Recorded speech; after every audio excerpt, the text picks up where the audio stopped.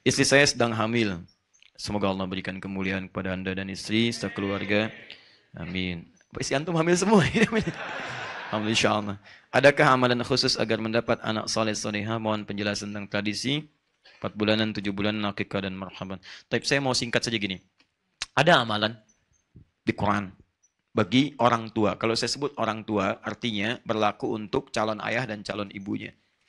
Yang diamalkan dalam fase-fase kehamilan. Contoh, Quran surah ke-7 ayat 189.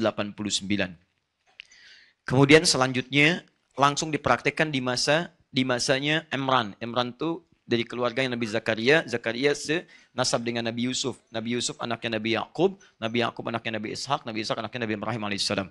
Imran menikah dengan Hannah. Hannah kemudian mengandung. Dan diabadikan kisahnya di Quran surah ketiga dengan namanya keluarga Imran, Ali Imran, ayat 35 sampai 37. Itu contoh amalannya. Baik, teorinya satu, dianjurkan bagi kedua orang tua itu untuk memperbanyak doa kepada Allah Subhanahu wa taala. Doanya minta agar dikaruniai anak yang saleh. Dalil spesifiknya Quran surah 7 Al-A'raf ayat 189. Falamma taghasyaha hamalat hamlan khafifa famarrat bi walamma athqalat da'awa Allah rabbahuma la in ataitana salihah lanakunanna minasyakirin. Jangan teruskan ke ayat 191, khusus di ayat 190-nya saja. Perhatikan baik-baik, lihat.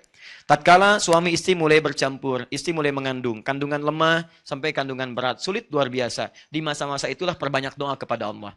Apa doanya? Silahkan umum, cuman kalimatnya minta agar yang terakhir anak yang soleh. Dengan kalimat Anda. Misal, suami bermohon pada Allah dalam keheningan malam. Duhai Allah, di balik rasa sakit yang dirasakan oleh istri saya, ya Allah, dalam perjuangannya, mohon ya Rabb, ganti setiap sakitnya dengan lahirnya anak yang saleh dan salehah. Saya sangat bersyukur kalau Engkau kabulkan. Istri berdoa, ya Allah, saya ridho, saya ikhlas menanggung semua rasa sakit ini. Berjuang demi amanah-Mu, ya Rabb. Tapi saya mohon, ya Allah, ganti setiap sakit yang saya alami. Setiap resah yang saya rasakan, mohon ganti dengan lahirnya anak yang saleh. Saya sangat bersyukur jika Engkau kabulkan itu. Dan doa perempuan yang tengah mengandung itu akan cepat sekali sampai kepada arsy dan dijawab oleh Allah Subhanahu wa taala. Boleh Anda berdoa langsung bernazar sekaligus dalam kebaikan. Seperti contohnya Hannah. Hannah menginginkan anaknya menjadi hamba yang dekat dengan Allah. Jadi kalau sekarang misal ahli tafsir, ahli hadis, yang ini tidak. Langsung jadi abidah, hamba dekat dengan Allah. Contoh Quran surah 3 ayat 35, paling kiri pertengahan. إذ قالت امرأة عمران ربي إني نظرت لك ما في بطني محررا فتقبل مني. Ingatlah, ingat itu artinya pelajari, pahami, ikuti kalau itu baik. Silahkan ingat, pelajari, pahami, ikuti kalau baik tentang kisah istrinya Imran. Kalau disebutkan dalam Quran kisah seseorang, tidak disebutkan nama lengkap ya kejadiannya kapan, artinya kisah itu bisa berulang di masa depan. Ingatlah, pelajari, pahami, ikuti tentang istrinya Imran yang ketika mengandung, dia bernazar kepada Allah dengan kandungannya. Ya Allah, saya bernazar dengan bayi yang dikandung ini. Mohon ya Allah, terima nazar saya. Jadikan anak ini anak yang saleh. Saya nazarkan hanya untuk ibadah saja kepadamu, bukan urusan yang lain. Saya nazarkan untuk urusan agama saja, tidak urusan yang lain. Maka apa yang terjadi? Mohon. Maka diterima oleh Allah Subhanahu wa taala. Ketika lahir, diterima doanya. Bahkan ketika lahir berdoa lagi, diberi nama yang baik. Wa inni samaituha Maryam wa inni u'idzuha bika wa dzurriyyataha minasyaitonir rajim. Poinnya adalah di dua ayat ini Quran mengisyaratkan perbanyak doa kepada Allah. 3. Quran kita ambil surah ke-2 Al-Baqarah ayat 172. Singkatnya, awas, hati-hati. Hati-hati betul dengan kalimat ini. Tolong maaf ya, tolong ayah-ayah, calon ayah ketika istri sedang mengandung, juga nanti setelah melahirkan, saya bicara dengan tahap kandungan dulu, jangan sekali-kali membawa yang haram ke dalam rumah sampai dikonsumsi oleh istri Anda yang tengah mengandung. Karena bahayanya luar biasa. Begitu Anda dapatkan yang haram, dari hasil yang tidak baik, hasil sogokan, hasil penipuan, hasil riba, hasil macam-macam, dimasak jadi makanan, ditelan kemudian oleh istri Anda, masuk ke dalam makanan yang diserap oleh janin anak Anda. Itu yang berbahaya. Maka ketika masuk ke situ, ada larangan yang sangat berbahaya di situ. Maka turunlah ayat-ayat meminta para ayah untuk mencari nafkah yang halal. Ya ayyuhalladzina amanu kulu min thayyibati ma razaqnakum. Hei orang-orang beriman, sepanjang Anda mengaku beriman, cari yang halal, cari yang baik-baik. Kalau kamu sudah sediakan yang baik, kenapa kamu pilih yang tidak baik? Kamu bisa pilih yang halal, kenapa yang haram? Toh kamu itu ketika hidup tidak akan kehilangan rezeki, jangan takut kehilangan. Dicari yang halal, dapatnya segitu berkah. Cari yang haram, dapatnya segitu juga. Ingat, rezeki Anda tidak akan tertukar, hanya putri yang ditukar. Ingat, menteri yang tertukar. Rizki tidak. Kalau jatah Anda sampai meninggal 1 miliar, sampai wafat 1 miliar nggak akan tertukar. Anda cari yang haram dapatnya 1 miliar. Anda cari yang halal dapatnya 1 miliar. Kalau bisa dengan cari yang halal, kenapa cari yang haram? Kenapa? Kalau bisa dapatkan dengan cara yang taat, kenapa bermaksiat? Bedanya di keberkahan. Rizki yang berkah itu menghadirkan segala kemuliaan dalam hidup Anda. Dia tidak akan kehilangan rizki. Jangan khawatir, jangan takut. Datangi yang halal. Masuk konsisten di dalamnya. Baik, teman-teman. Ini poinnya. Begitu Anda coba-coba mengambil itu semua, maka apa yang terjadi? Anda sedang memandang bara neraka dalam perut istri Anda plus dalam janin anak Anda. Maka yang lahir akan sesuatu yang luar biasa. Kata Nabi, hati-hati. Paling minimal doanya sulit akan terhijab dengan yang haram itu. Ya, awas. Tsumma dzakara rajulan, Nabi mengisahkan seorang lelaki yutilu safar, menempuh perjalanan panjang. As'asa aghbara, sampai berpenampilan dekil, kumal. Maaf, yamuddu yadayhi ila sama, tangannya diangkat ke langit. Fayaqulu ya Rabb, ya Rabb. Dia melakukan 3 amalan untuk mempercepat dikabulkannya doa. 1, perjalanan panjang karena Allah. Dia ingin bertobat karena Allah. Perjalanan ingin berdoa karena Allah. 2, mengangkat tangan. Doa orang yang mengangkat tangan lebih cepat dikabulkan dibandingkan dengan yang diam. 3, menyebut al-asma'ul husna. Orang yang memulai dengan al-asma'ul husna lebih cepat dikabulkan dibandingkan dengan yang tidak. Dia melakukan ketiganya. Seharusnya 3 kali lebih cepat dari orang biasa. Tapi kata Nabi, anna yustajabu lidzalik. Mustahil doanya bisa dijawab. Mustahil, mustahil, mustahil. Mustahil. Kenapa? Maaf, mat'amu haramun. Karena makanan yang masuk ke perutnya haram.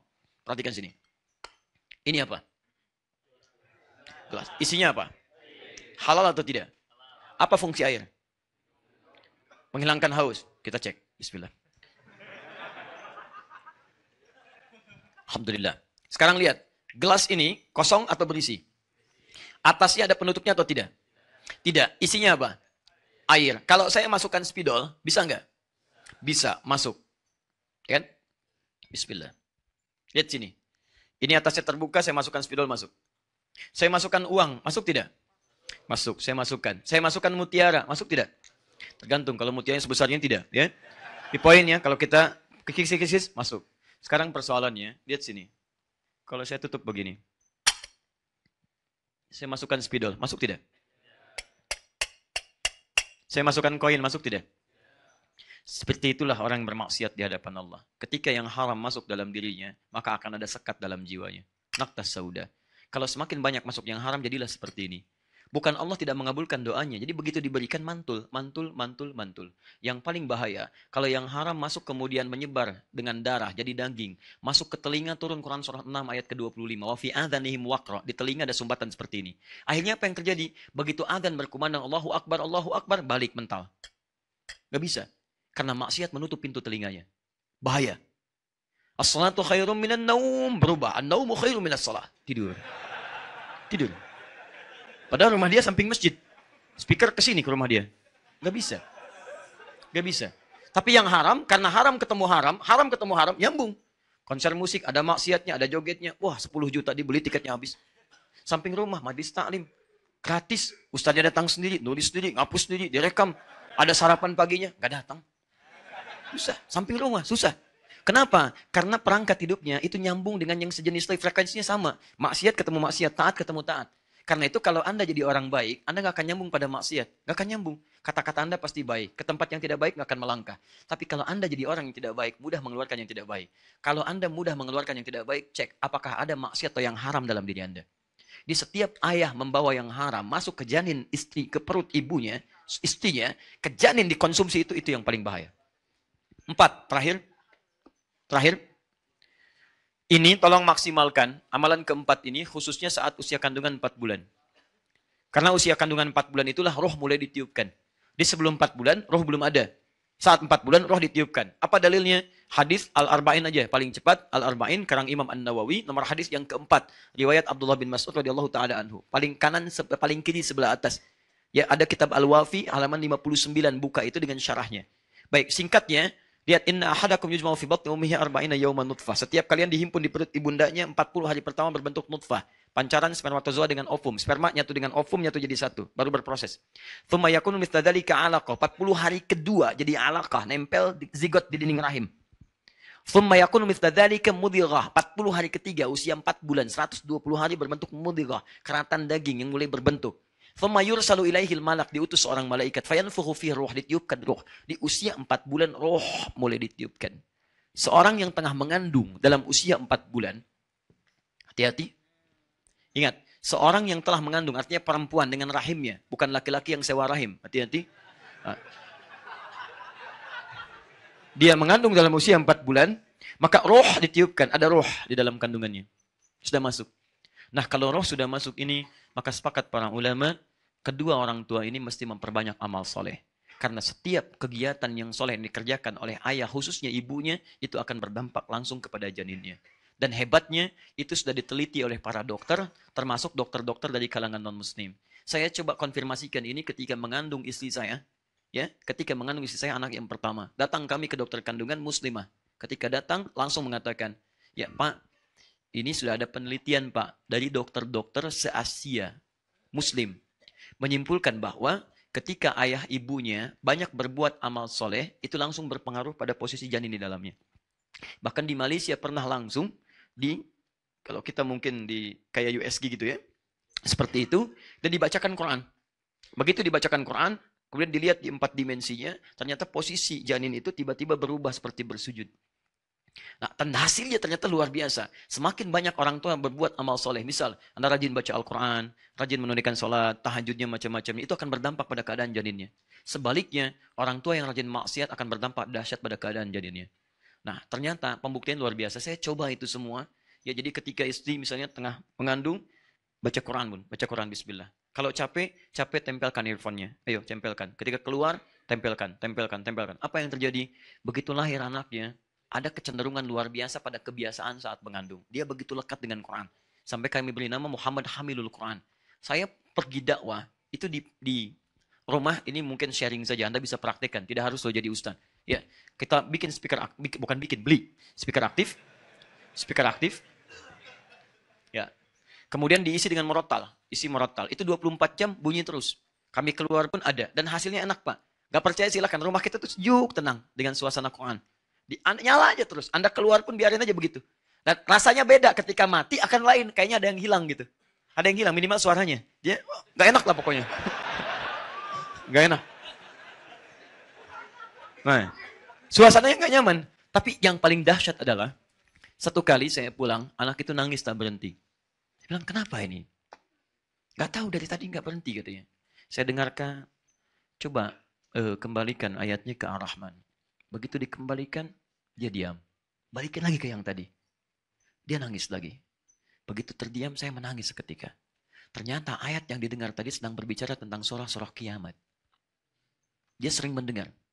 Surah-surah itu menggerakkan jiwanya untuk mengeluarkan air matanya. Begitu dikembalikan ke surah-surah yang sejuk, dia diam lagi. Dan anak ini pertama kali bisa merangkak mengejar tilawah kami. Saya sedang isi dengan murajaah, dia mengejar tilawah Quran. Dia rebut mushafnya. Begitu mendengar suara Quran. Dan dia bisa merangkak di situ. Dia bisa berdiri ketika mendengar suara Quran dalam sholat. Dia bawa sapu, loncat-loncat begini. Bukan loncat jalan-jalan. Ya, misalnya. Kemudian berdiri. Tahu-tahu di samping kami sudah berdiri. Dan dia bisa berdiri dengan mengejar Qurannya. Tapi hati-hati yang penting, ketika sudah dekat dengan Quran, nah jangan Anda hadirkan lawannya. Salah satu lawannya itu musik-musik, apalagi yang tadi yang ada maksiat-maksiatnya, dia akan lupa lagi di situ.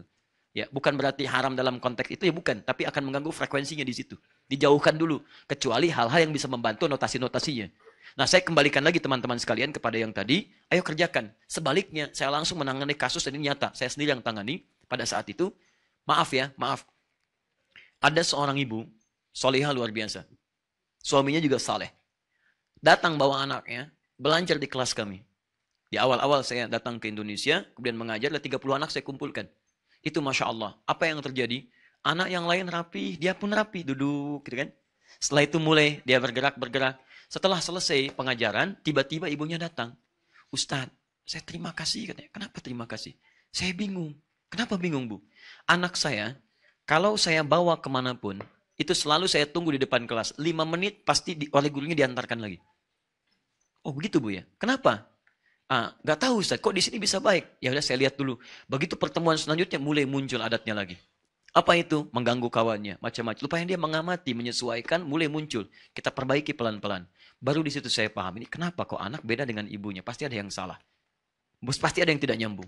Saya menduga saat itu barangkali ini diadopsi. Ternyata betul ketika saya tanya, Ustaz, mohon bisa dipahami anak itu sesungguhnya kami angkat adopsi, kami selamatkan bahasanya dari seorang ibu yang mengandung anak kembar.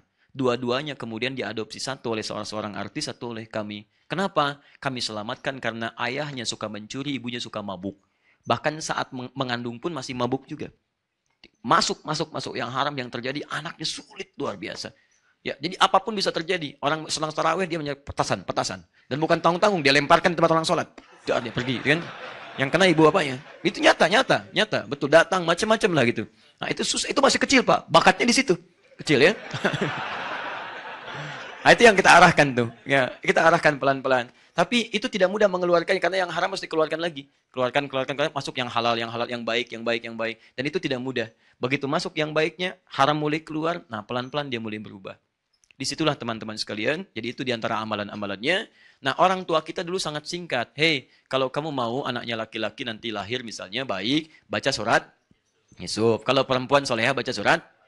Nah, yang dimaksud baca itu, kalau bahasa orang tua kita pelajari, bukan cuma dibaca.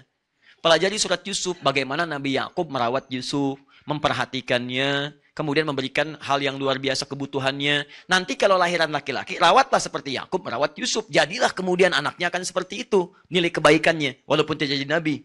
Kalaupun Anda nanti lahir perempuan, rawat seperti Bapak Ibu Maryam, merawat Maryam. Baca surat Maryam. Bagaimana kasih sayang Bapak Ibu kepada Maryam. Bagaimana Maryam dititipkan pada seorang guru yang saleh. Bagaimana Maryam dibuatkan rumah tempat yang bagus menjadi mihrab. Itu yang dilakukan.